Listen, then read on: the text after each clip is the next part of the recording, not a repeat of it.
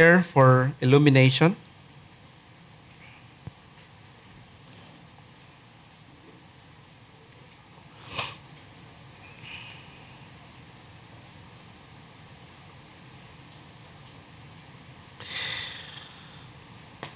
Let us pray. We come to you, our Heavenly Father, once again para hilingin ang inyong kapangyarihan, buksan ang aming mga isip, puso, kaluluwa para tanggapin ang inyong salita. Guide us, O God, by your word and spirit, that in your light we may see light. In your truth we find wisdom. And in your will, the discovery of your peace and your perfect will and purposes through the Lord Jesus Christ. You are our helper. By your Holy Spirit, open our minds, that as the scriptures are read and your word is proclaimed, we may be led into your truth and be taught by your will, for the sake of Jesus Christ our Lord. Amen.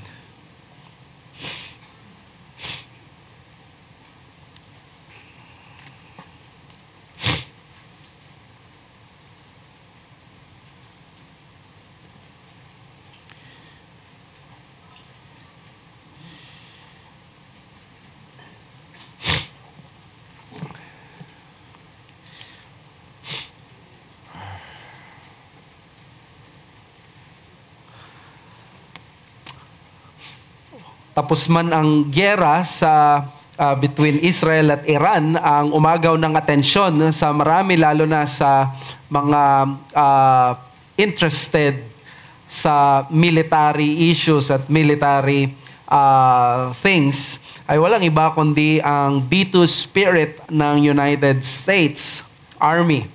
Sumikat ang ginamit na fighter jet na ito na bunker buster, na nagdala ng bunker buster bombs para pasabugin yung mga nuclear facilities sa Iran. 3 sites yon at 36 or 37 hours ang binyahe ng mga B-2 Spirit na ito, na tanging Amerika lamang ang mayroon.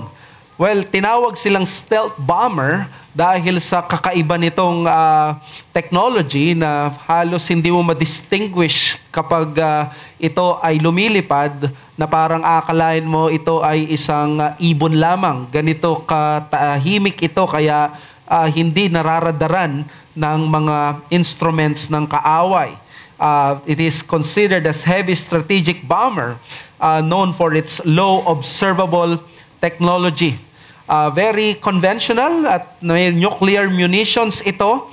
Pero ang totoo nito, ang technology na to, na kahit Amerika lang ang meron, 1980s pa ang technology na ito. Well, sa Pilipinas meron tayong mga AF-50 na isa sa kanilang mga piloto ay kasama natin sa iglesia. We are thankful for what we have. Pero gusto ko lang ipakita na kapag nakita mo itong B-2 Spirit na to na dinisenyo according or doon sa Falcon, na parang pag umaatake ang Falcon, ganito ang B-2 Spirit, ay makikita mo na talagang Amerika lamang ang meron nito at galing sa United States Army. Walang sino man nagmamay-ari nito except the United States.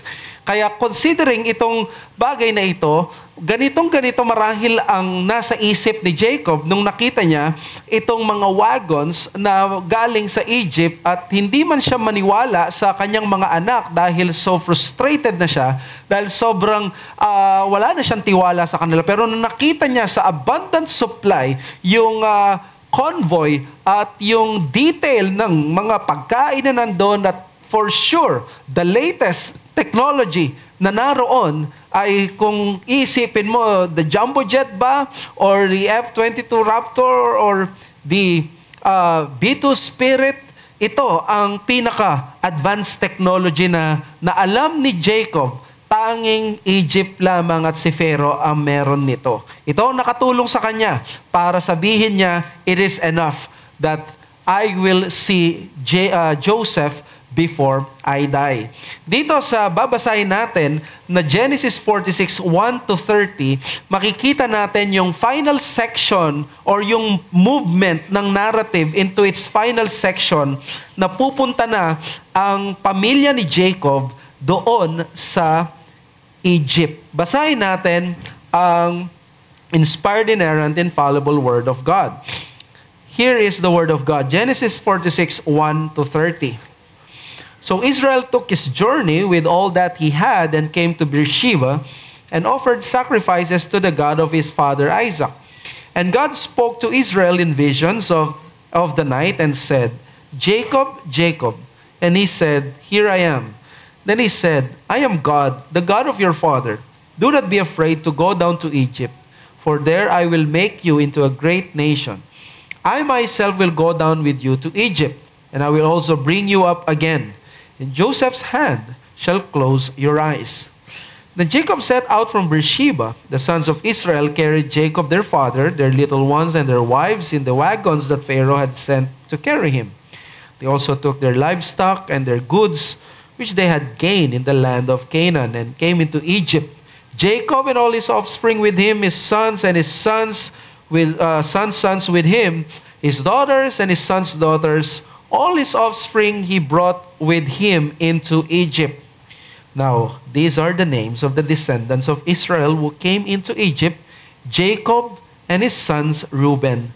Jacob's firstborn, and the sons of Reuben, Hanok, Palu, Hezron, and Carmi.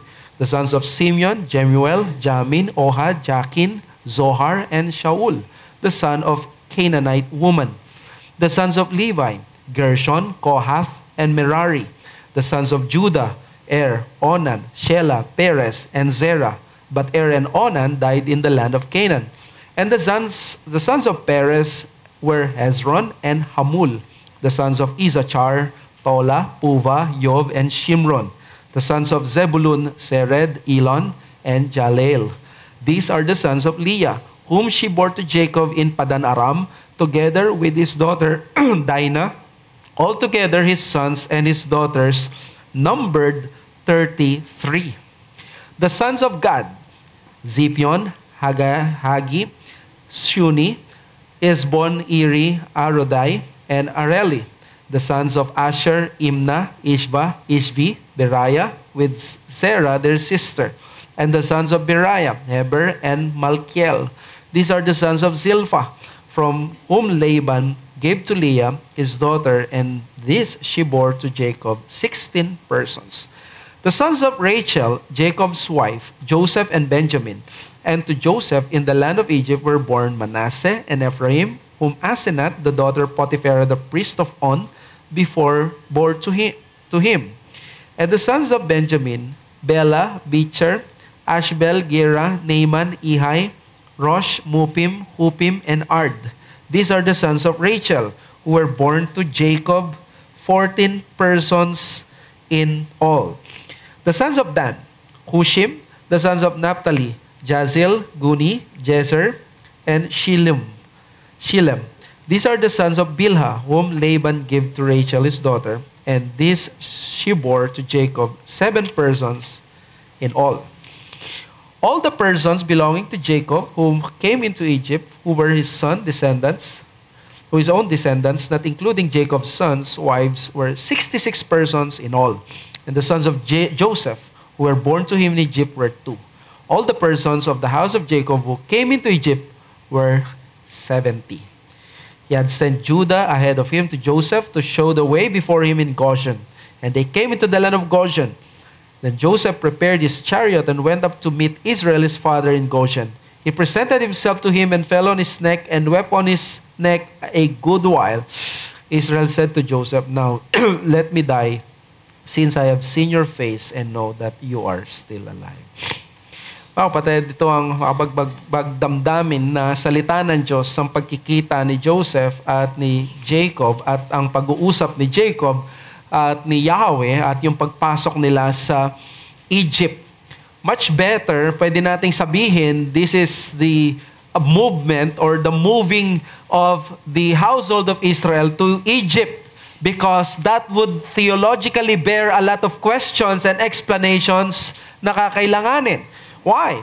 Because when Moses wrote Genesis or yung Pentateuch, sino ang mga readers at audience niya? Where? Makikita natin, these were the Exodus Israelites. Ito yung galing sa slavery in Egypt. Therefore, this very passage is so crucial in understanding and answering the present generation at that time. Why did they end up being in Egypt? May mga tanong sila. Paano tayo, nandami natin, 3.5 or 3 million Jews ang lumabas or Hebrews out of Egypt. Paano nangyaring nakapasok tayo dito? What happened? And this Genesis 46 is the answer of Moses to them. That is why, di ba, ang nakaraan, we have just covered the climactic part of the narrative with Joseph nung nireveal niya ang sarili niya sa kanyang mga kapatid, yung kanyang mga panaginip. Nakita natin nagkatotoo when all his brothers and his parents would bow before him. Those dreams have come true bilang revelation ng Diyos kay Joseph, not only to him but also to the whole world. Sa kabila ng kwento ng selosan, awayan, taksilan, bentahan or sibling rivalry and war and forgiveness and reconciliation ng mga magkakapatid, ang istorya at narrative ni Joseph is not necessarily patungkol lang sa relationship nila. May bigger at grander purpose ang narrative ni Joseph, and that is the preservation of the covenant seed of Abraham by saving Jacob's family from the deadly famine that has struck the ancient Middle East during this time. Joseph is the Savior sent for them and to the world. In Genesis 45, we have seen already that Joseph was able to forgive his brothers and reconcile with them because nakita niya yung overarching purposes. Diba sabi niya sa verse 5 and 7, do not be distressed or angry with yourselves because you sold me here, for God sent me before you to preserve life, to keep alive for you many survivors. Nakita niya, nakapag-move on na siya, na kahit na mas nasaktan ako, ito naman pala yung plano ng Diyos. So we ended our last week's study with all the positive things that happened after that occasion of forgiveness, reconciliation, and restoration. Diba, natutunan nga natin last week that God's purposes ripen fast when there's reconciliation among God's people. There was the magnanimous promise of Joseph to take care of them. There was Pharaoh's generous invitation for them to migrate in Egypt and live in the best of the lands. And most of all, yung reunion ni Joseph at ni Jacob. Now, Genesis 46 is actually a dilemma. Dahil sa 45, sabi ni Jacob, I will see Joseph, my son, before I die. Now, that creates a great dilemma kay Jacob.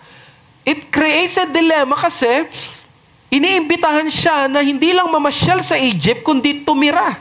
That is a problem. For starters siguro, alam nyo naman, Canaan is the promised land. And how many times already that Yahweh has spoken to Jacob and his father Isaac and his grandfather Abraham about this. Alam ni Jacob ang Canaan, ang kanyang future, at ang kanyang land of promise, ito yung kalooban ng Diyos sa kanya. Sabi sa Genesis 28:15, behold, I am with you and I will keep you wherever you go. I will bring you back to this land. Nandun ang words, explicit ni Yahweh, doon ka sa Kanaan mamuhay. Genesis 35:12, the land that I give to Abraham, I will give to you. I will give the land to your offspring after you. So again, this is a real dilemma. If Jacob interpreted these statements from Yahweh in an ordinary manner, kung ikaw at ako, he might have had the impression that, titira ako dito sa Canaan for the rest of my life. And at this point, marireceive ko yung promise. Andito na siya sa twilight years niya. Bakit siya kailangang umalis dito sa Kanaan? Pwede siyang mamatay anytime. At paano na yung pangako ng Diyos? Wala ring makikitang command from God. Ang makikita lang natin sa Genesis 45 is invitation purely from Joseph and purely from Pharaoh. A reunion with the intention na magmamigrate na sila, hindi lang yon. Pati yung mga anak niya, mga apo niya, the whole clan.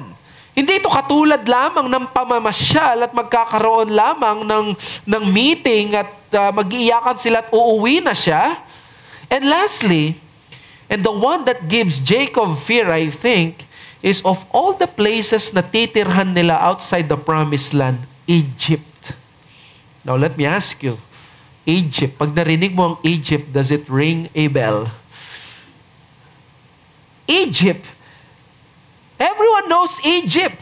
It's the place kung saan si Abraham, nung nandito siya sa ganitong situation ng famine, natukso siyang pumunta sa Egypt, and what happened is it did not go well with him because God punished him by giving him an embarrassing exit from Pharaoh. Di ba naglakad nga siya outside ng palabas ng Egypt na nakayuko ang ulo because of the kahihiyan na ginawa at pinarusahan siya ng Diyos. Yes, Jacob knows what Egypt is. And how about the lesson he got from Isaac? For sure, sinabi ni Isaac yung sa kanya that there was famine in the land. Nung buhay si Isaac, he was planning to go to Egypt. But thankfully sa Genesis 26, God appeared and explicitly told Isaac, don't go to Egypt, go to Gerar instead. Genesis 26, 1-3. Now there was a famine in the land, and Isaac went to Gerar to Abimelech, king of the Philistines, and the Lord appeared to him and said, do not go down to Egypt.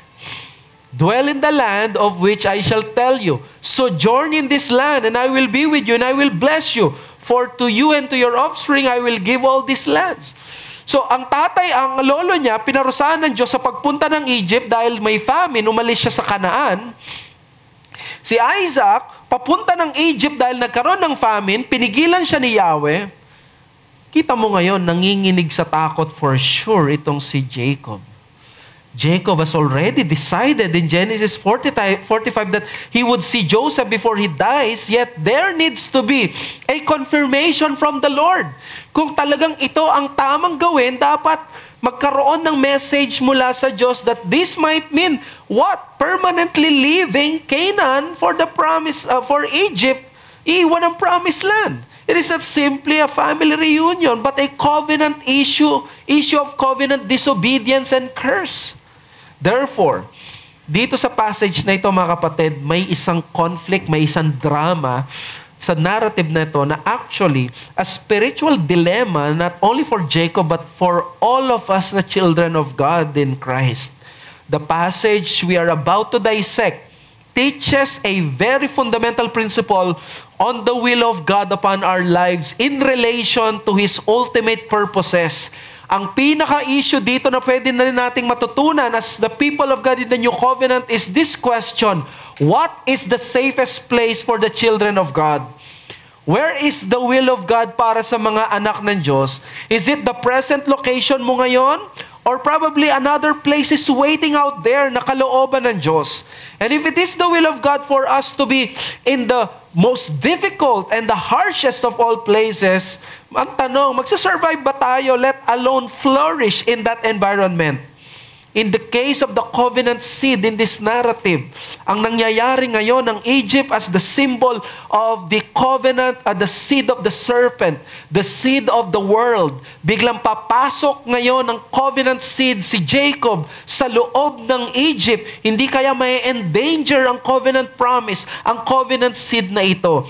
Is this the will of God? Kailangan marinig ito ni Jacob mula sa Panginoon mismo.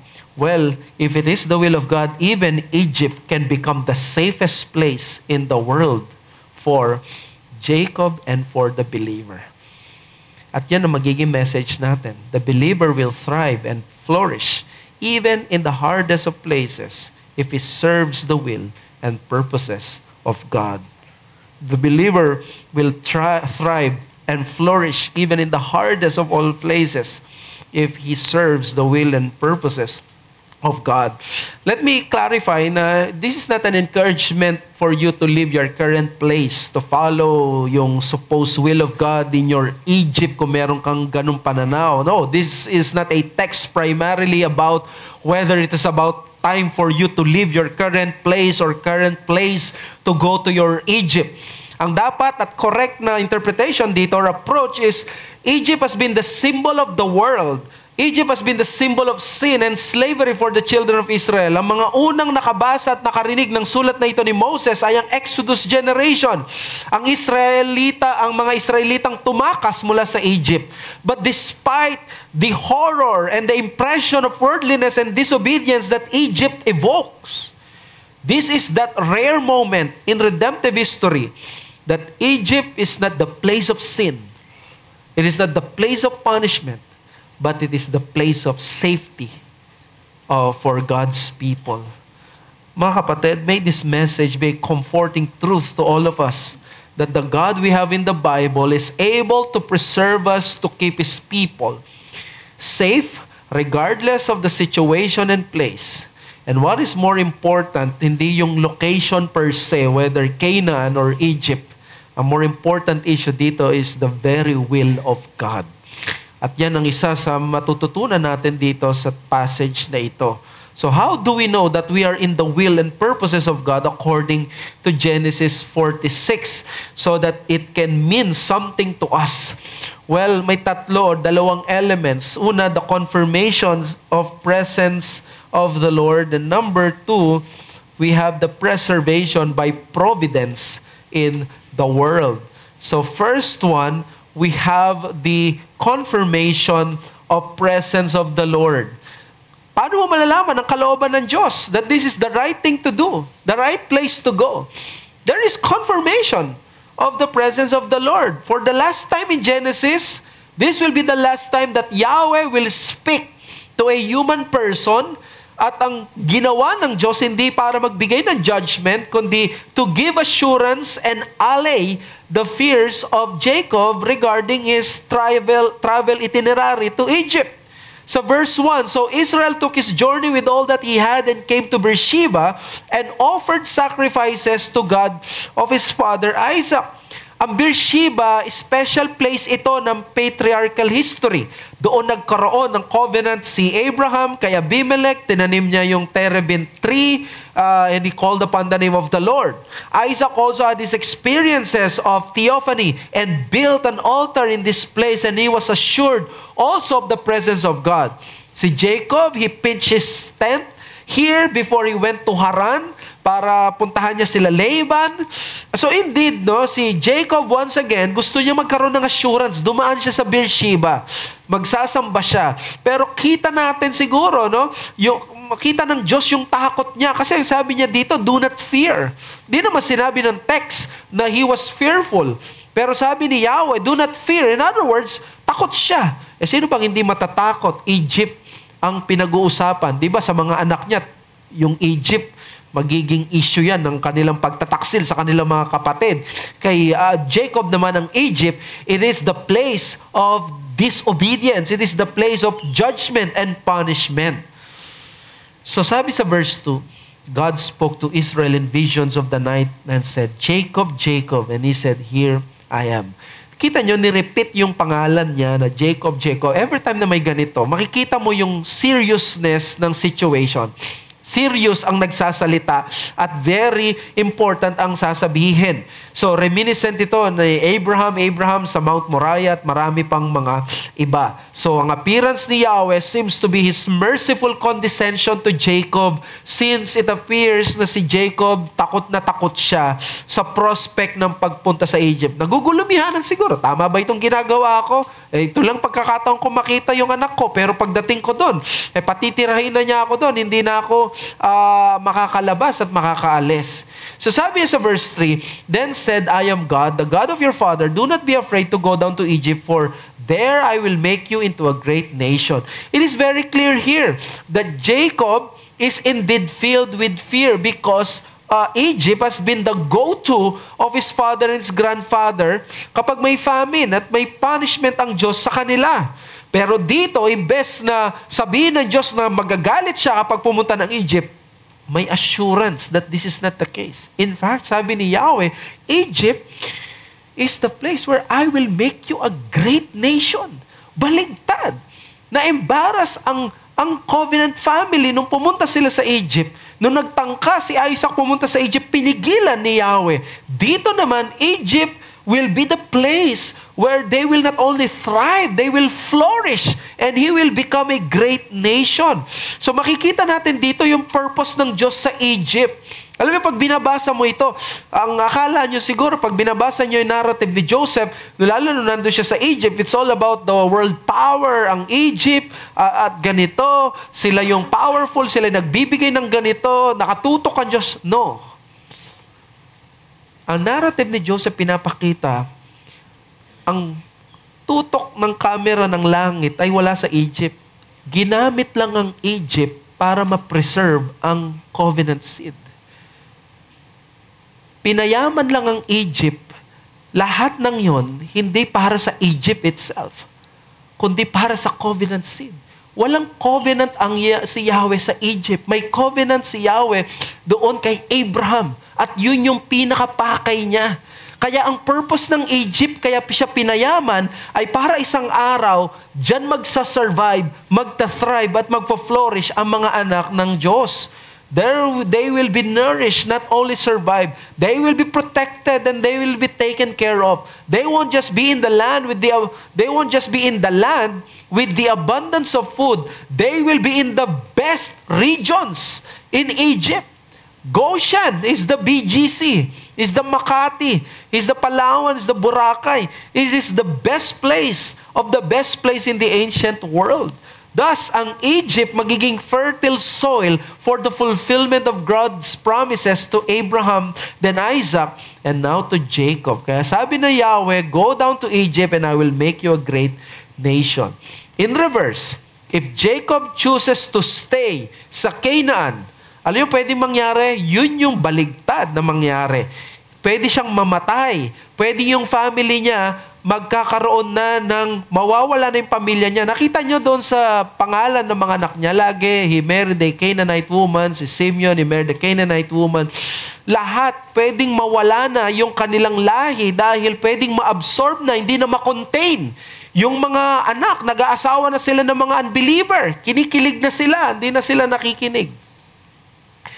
So, Genesis 46 verse 4, I myself will go down with you to Egypt, and I will also bring you up again.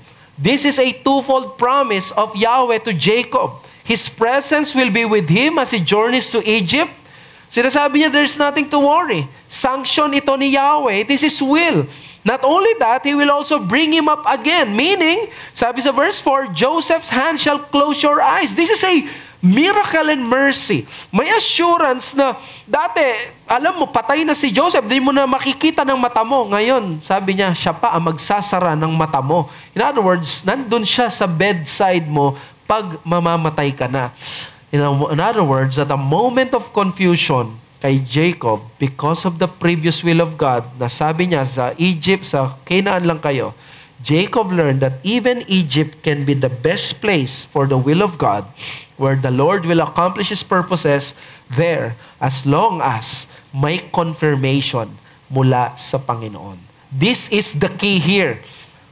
He will have the confidence now going to Egypt dahil sa confirmation na ito ng Panginoon na hindi siya dapat matakot. And that is the point na gusto kong i-emphasize para sa ating New Covenant believers. Pinapakita ng passage na ito, ano yung dapat nating isipin whenever we decide sa ating mga buhay, sa ating mga ginagawa. Ang pinaka-issue is, where are we going to be safe? And that is none other than not yung easiest place or yung hardest place, but it is the place of the will of God. That's the point. The safest place for the believer is not necessarily the hardest or the easiest, but the clear will of God. Yan ang pinaka-safe na lugar sa mananampalataya.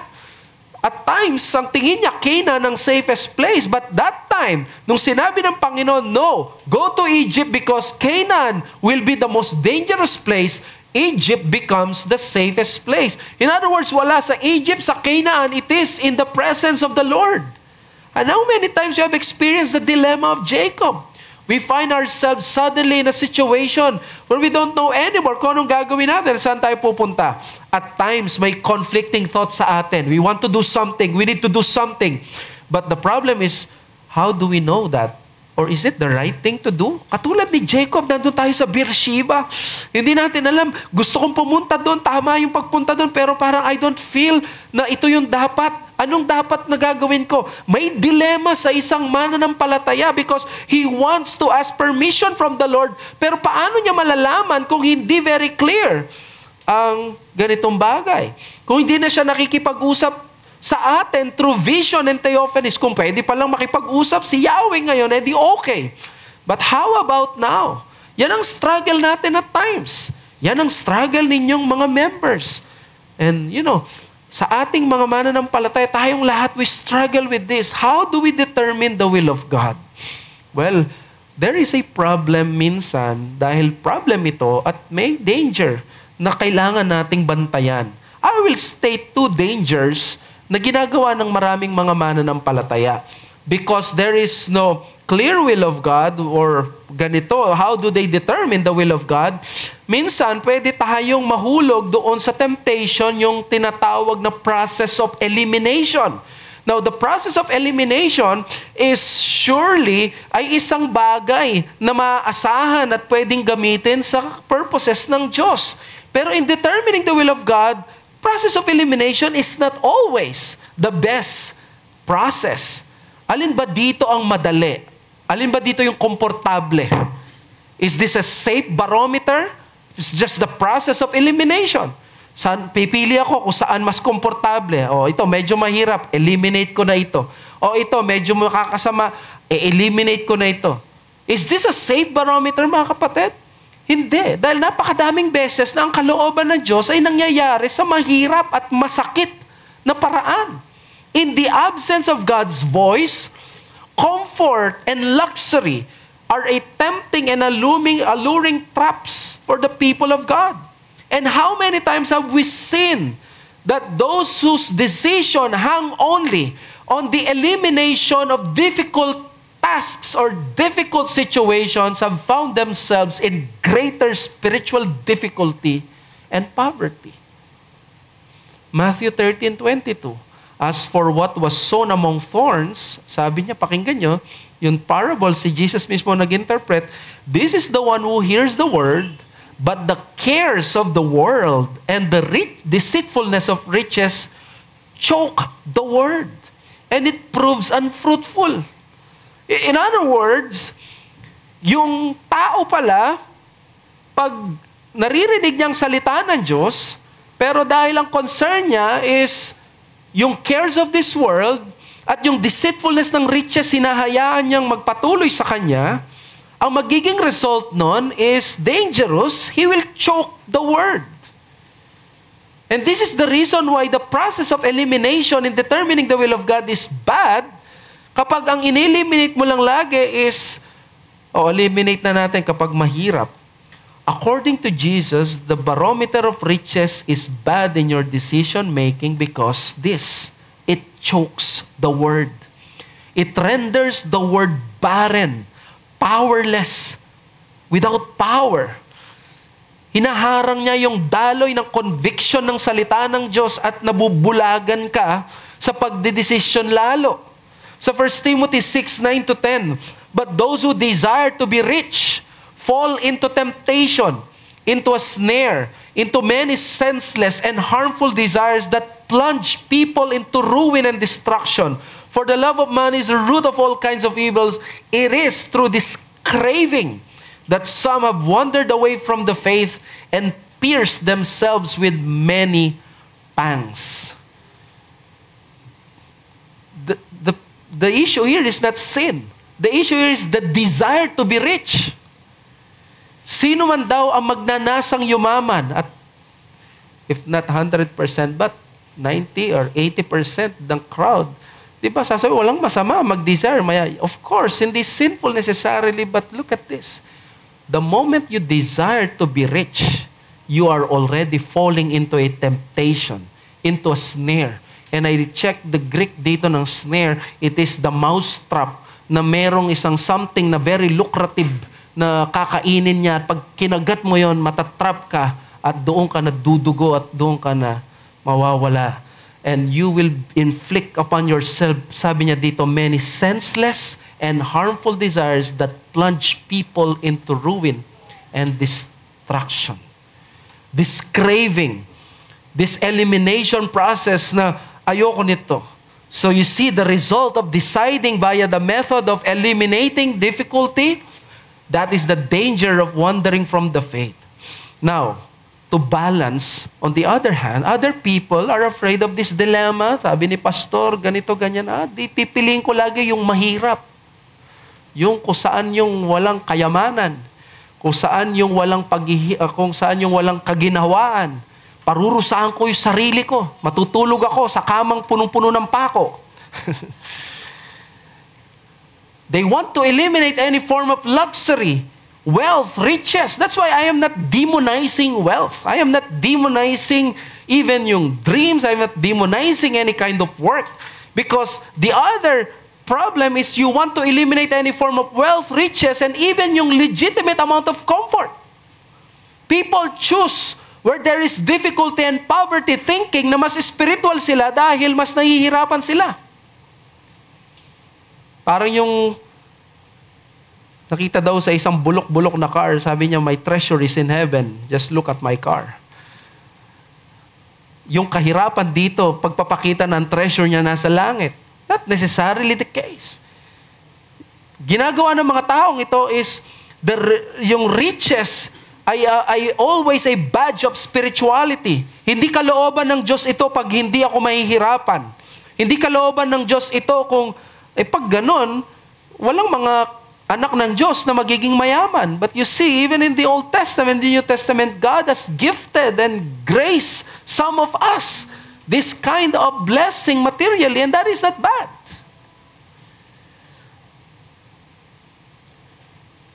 Egypt is the place for abundance and wealth. It is the richest country in the world at that time, and the Lord allowed him there, si Jacob.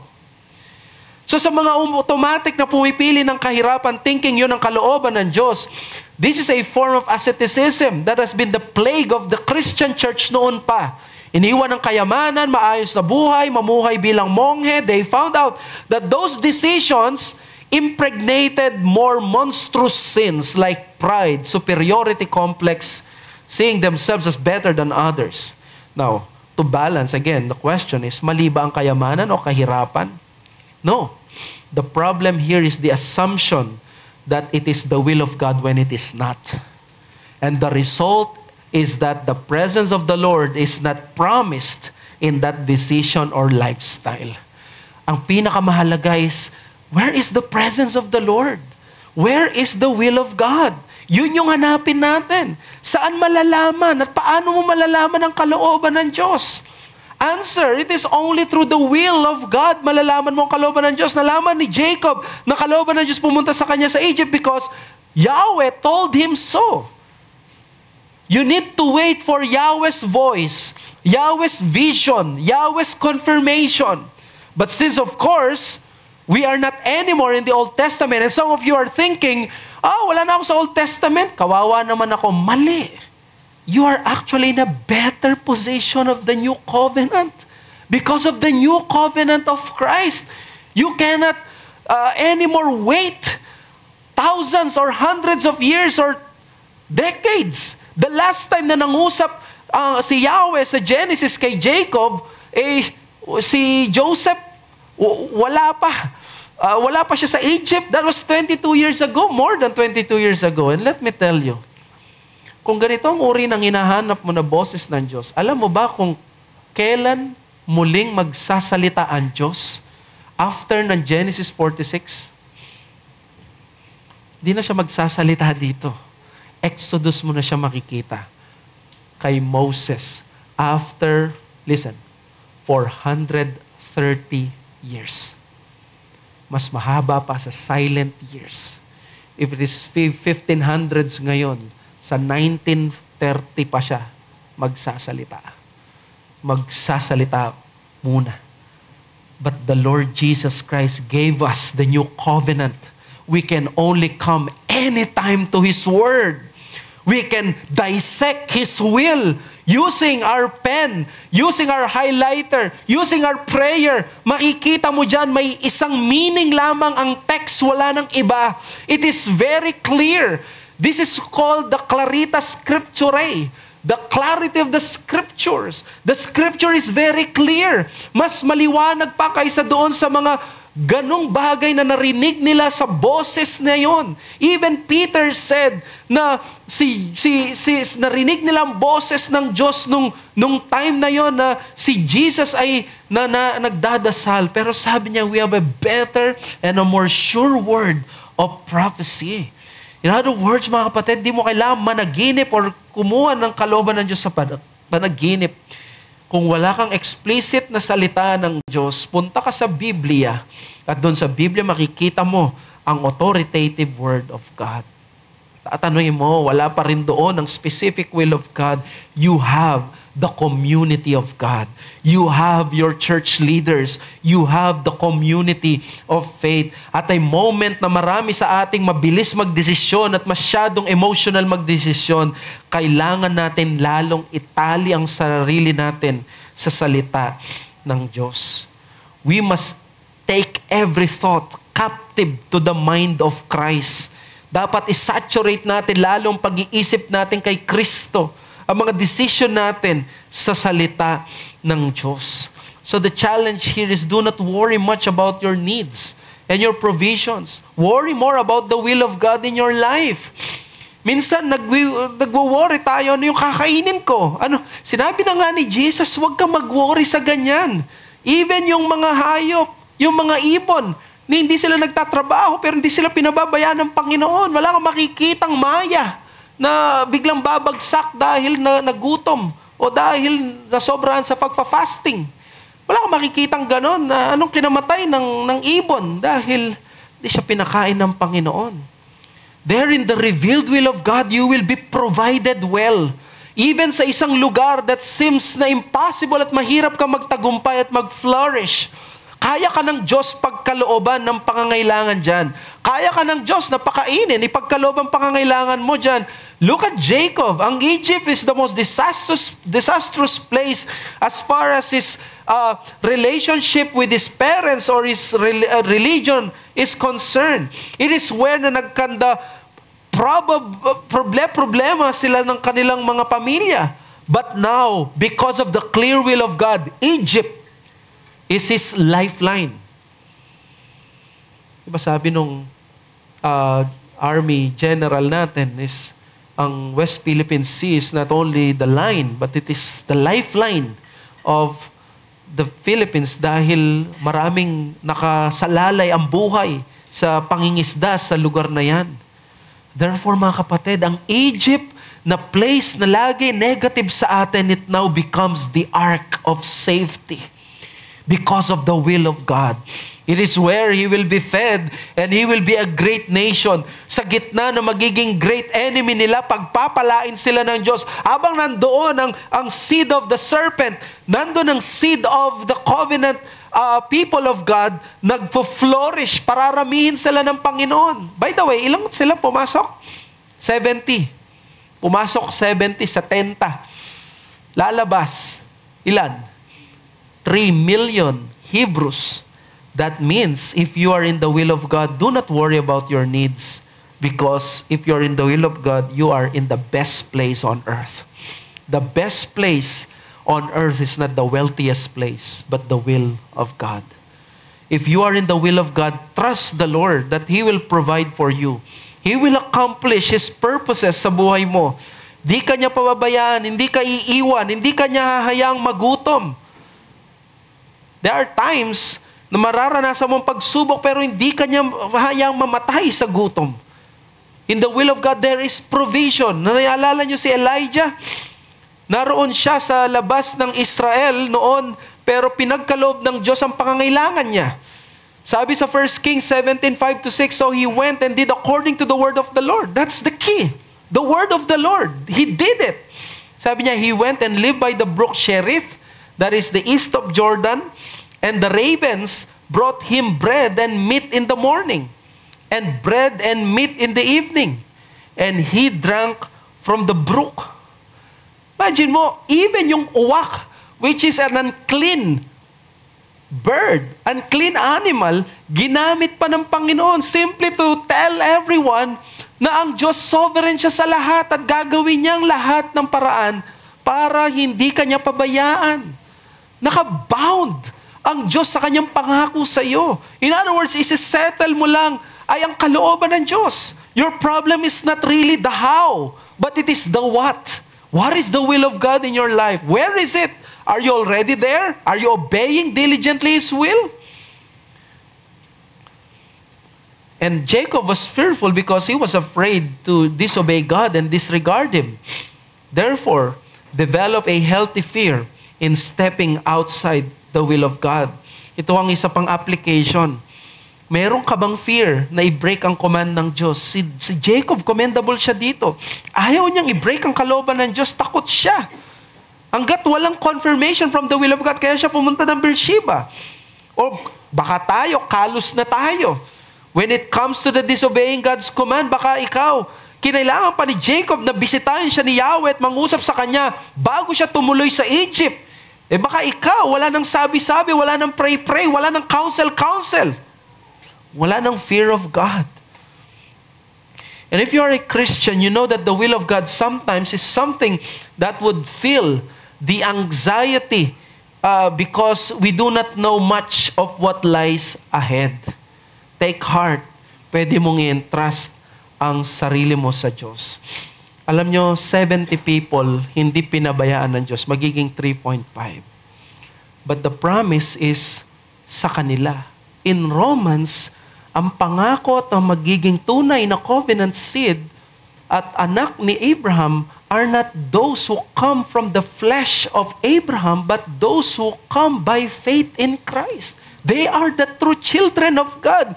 In other words, look at this 70, ikaw yun. If you have entrusted your life kay Christ, if you are a believer, nakatali na si Yahweh sa iyo, yung salita niya, mamamatay muna ang mga planeta dito sa mundo, sa universe na ito, bago kanya pabayaan.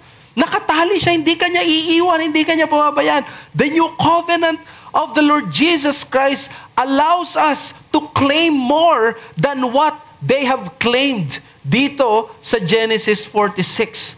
The new covenant of Christ gives us more than what these people have received.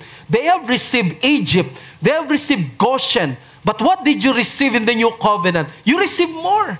You received the church. You received justification by faith alone. You received peace that passes all understanding. You receive the Holy Spirit. You receive baptism. You receive the Lord's Supper. You receive the forgiveness of sins. Alam nyo dun sa text dito, sa mamaya, sa second point, makikita natin si Simeon, sinabi yung anak niya is the son of a Canaanitish or Canaanite woman. At sabi ng mga commentators, this is a form of rebuke sa kanya. Why? Because this person, siya ang nagmassacre ng buong Shechemites. Why? Because Dinah, ay sabi niya, dinefile, nag-asawa ng foreigner. And look who's talking right now. Gasawa siya ng foreigner. Ang point dito is that these people, probably they were saved physically, but unlike you were saved spiritually and more than that.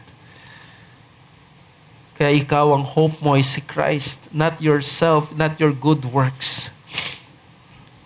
For some visitors, the will of God for you is to see who God is and who you are before Him. God is holy and you are a sinner condemned to die. Only a perfect righteousness can make you accepted sa harapan ng Diyos. And this righteousness is given by the Lord Jesus Christ. Nawa lumapit ka kay Kristo ngayon.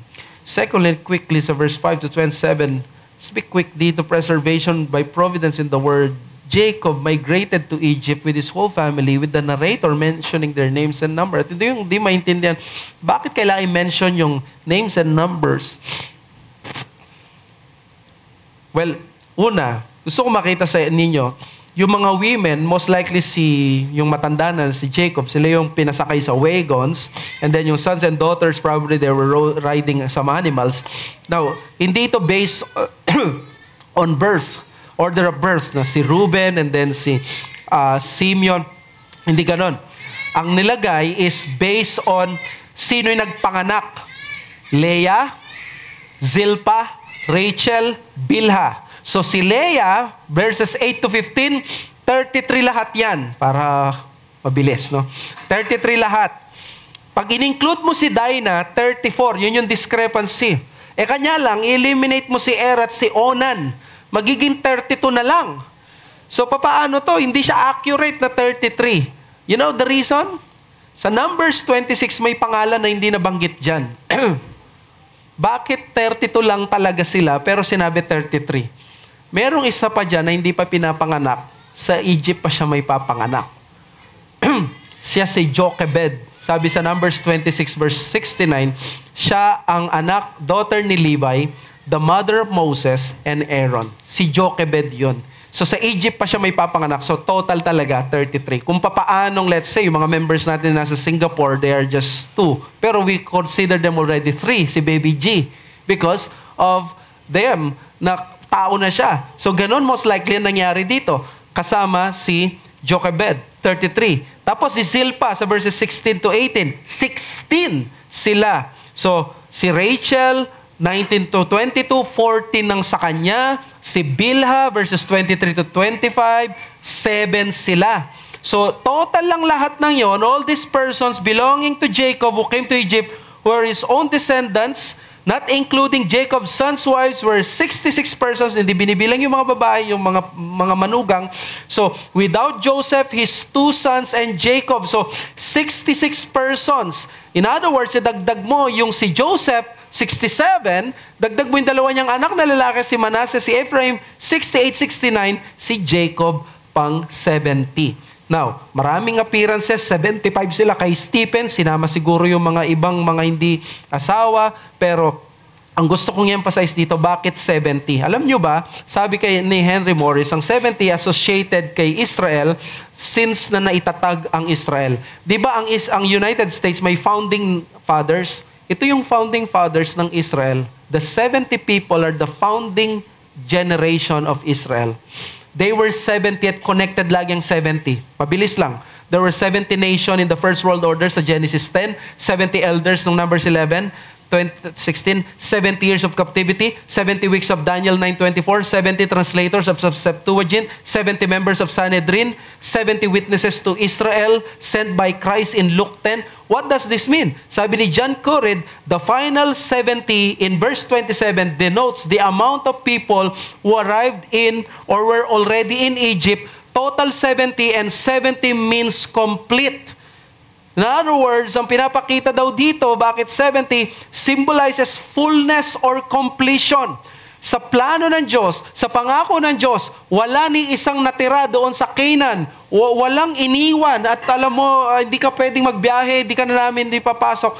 Ganon ka tapat ang Diyos sa kanyang pangako. Wala ni isang naiwan, perfect, complete. Ganito ang description at nire-remind ng Diyos sa ating lahat. And that is ang will of God. Kapag umandar ang kalooban ng Diyos, it is so reliable. We can rely upon Him. Point, God's will is always reliable because God will make sure that every word of His promise will not fail or fall. Even in the midst of a pagan and powerful nation, imbes na mawala sila, maglaho sila, dinala sila, magpo-flourish sila. Alam niyo bakit Goshen is the perfect place? Di ba, ang Egyptians, hindi sila pwede maki-fellowship sa livestock dahil shepherd sila. So, gumawa ang Diyos ng ganong culture nila. So, nangyari, hindi sila pwede makilubilo at naprotektahan yung purity ng kanilang lahi. At doon sa Goshen, the best place for pasturing flock. So, in other words, yumaman talaga sila. Pinreserve sila ng Diyos. This is amazing.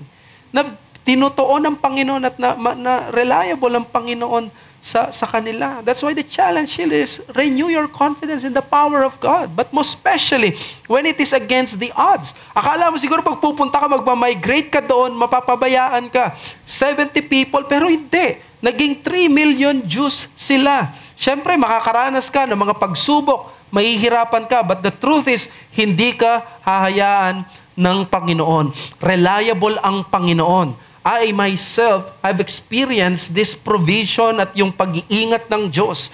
I myself understand this. I have given up my own dreams and my family's dreams for the sake ng ministry. When I aspired to be a minister, I was trained not to think of what I need because God is so reliable sa kanyang word na hindi niya ito kailanman tatalikuran o pababayaan.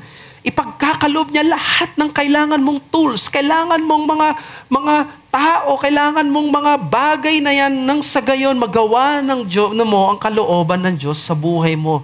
Hindi mo pwedeng pagdudahan ng Panginoon. Alam niyo ba yung woodpecker, di ba nagpe-peck yan sa trees? Sobrang tindi niyan eh. Lakas ng impact niya pag tiningnan mo. Pero ang tanong ko, kapag ginawa mo yun, ikaw na tao, alam mo yun, magkakaroon ka ng brain damage. Dahil sa lakas ng impact. But why is this bird, wala siyang brain damage na nararanasan? Well, it's because of a specialized anatomy and biomechanics. Yung spongy bone niya na elliptical na nakadugtong sa tongue niya. So yung tongue niya nakadugtong ng paikot na ganon para ma-dissipate yung trauma at yung shock at hindi magkaroon, may shock absorber siya. Ganito dinisenyo ng Diyos na magpe-peck siya sa wood kahit malakas ang impact pero hindi siya magkaka-brain damage because meron dinisenyo ang Diyos sa kanya. For many years, nakikita ng mga tao, bakit yung mga falcon, yung mga bibilis na mga ibon, kaya nila na magbiglang lumipad at sobrang bilis nila. At pag ginawa yun ng mga eroplano, pwedeng yung hangin sobrang papasok at masisira yung kanilang mga engines. Di nakita nila yung falcon sa loob ng kanyang nose ay may isang butas or may isang bilog na nagko-control at nagde-depressurize or nagko-control ng pressure para hindi siya malango at masira. Because kung dinisenyo ng Diyos na ganito, meron itong purpose at ipagkakaloob niya ang bagay na yon.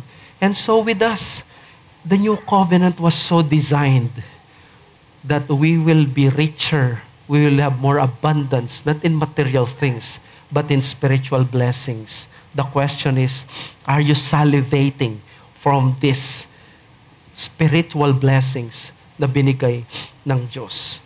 One time, MacArthur was asked, John MacArthur, bilang pastor, dami mong problema na nare-receive. Do you sleep soundly at night? Sabi ni MacArthur, oh yes, I sleep soundly at night. You know why? Because God is sovereign. It's not my church. It is the problem of God. Ganito yung faith na kailangan natin. Let us rely on the power of God. Let's pray. Father, we thank you sa aming natutunan. Really, indeed, kailangan namin makita that the Ark of Egypt is the Ark of safety when it is your will. At makita namin ang safety na ito. The Ark of Egypt now is Christ. And He has given us more abundant blessing than Goshen. Thank you, Lord. May you continue to bless our souls and save sinners in our midst. In Jesus' name we pray.